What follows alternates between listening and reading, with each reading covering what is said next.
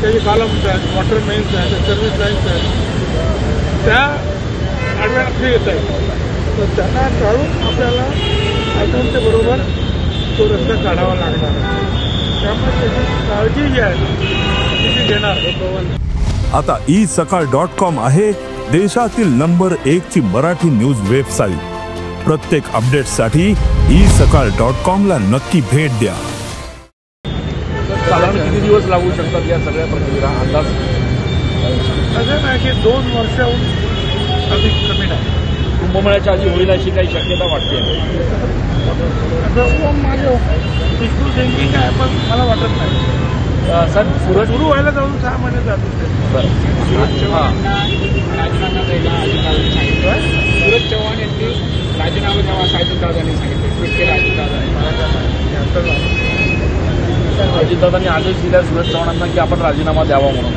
जो काही प्रकार झाला काल त्या सगळ्या भानगडीनंतर अजितदादांनी मला काय माहिती नाही काय ते झालं ते पाहिलं मी त्यांनी काय सांगितलं हे माहिती नाही. साहेब तटकरेंच्या संदर्भात ते बसलेले असताना वाक्य फेकण्यात आले. या घटनेकडे तुम्ही नेमकं कसं बघताय? राज्यात राजकीय वातावरण असं होतं माहिती ना तुका पुढे माझी प्रेरणा पण त्यांनी यावं निवेदन द्यावं. त्यांना चर्चा करायची पण अचानक पत्ते वगैरे उधळणे वगैरे त्यांच्या ते बरोबर नाही. आणि पद्धतीचे हा प्रकार हा काही तटकऱ्यांनी केलेला नव्हता ना. ते काही खेळत नव्हतं. त्यांचा काय दोष आहे? तर पक्षाच्या कार्यक्रमासाठी काय चाललं ते चाललं. अशा वेळेला त्यांना प्रोब करायचं आपल्या कार्यकर्त्यांना सुद्धा हे पक्ष असे उधळणं होतं. त्यामुळे साहजिक सूरज असेल ना कोणी असेल नाही राहणार. दोघी तरुण मुलं आहेत आणि मग अशा गोष्टीला आमंत्रण नाही देणार. साहेब माणिकराव कोकाटे यांनी राजीनामा द्यावा अशी विरोधकांची मागणी कोकाटेंनी असं स्पष्टीकरण दिलेलं आहे.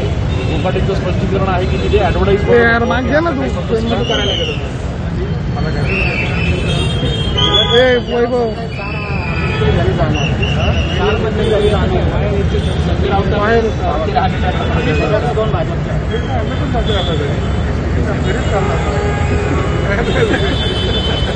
मुंबईला पण घरीच राहतो. साहेब नाशिकच्या घरी राहतो. साहेब नाशिकच्या अनेक प्रकरणामुळे सोशल मीडियातील नाशिककर संदर्भ प्रतिक्रिया व्यक्त करत आहे की चौकशी करा असं म्हणत आहे. कसं वाटतं?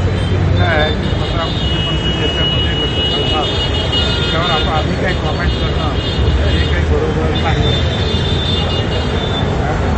ते काय करतात ते त्यांना माहिती.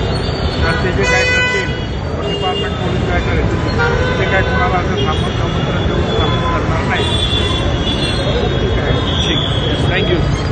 मुंबई क्लासमधल्या आरोपींना बिलकुल सोडण्यात आलेला आहे. 18 वर्ष झाली त्या केसला आणि त्याच्यामध्ये काहीतरी दोषी त्यांना सापडल्या असतील तर त्यांची 18 वर्ष पूर्ण झाले हा एक मुद्दा असू शकतो. त्यामुळे 14 वर्षापर्यंत जेलपट्टी करतो. त्याच्यामुळे 18 वर्ष झाली तर काय कुठल्या मुद्द्यावर त्यांना सोडण्यात आलेलं नाही. त्याच्यावर कदाचित सरकार कोणाला जाऊ शकतो मला त्याची पूर्ण माहिती नाही आहे. देश विदेशातील प्रत्येक घडामोडींचे लाईव्ह अपडेट मिळवण्यासाठी आता साम टीव्हीच्या सर्व सोशल मीडिया प्लॅटफॉर्मला लाईक, फॉलो आणि सबस्क्राईब करा. तसंच सर्व नोटिफिकेशन